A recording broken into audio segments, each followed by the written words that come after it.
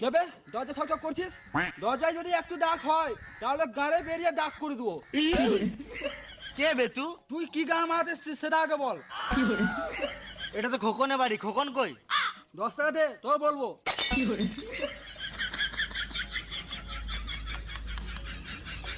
কখন বাড়িতে নাই?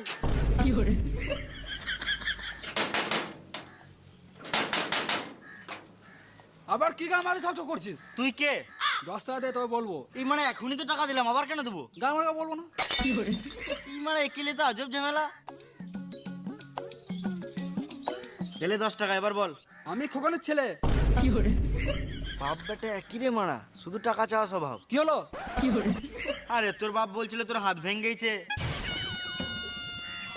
উল্টো পাল্টা বলবি না, না হলে তোর মুখে ঠুকে দেবো। কোথায় হাত লেগেছে আমার? কালকে দুটো হাতে করে মারলাম। চল মারা।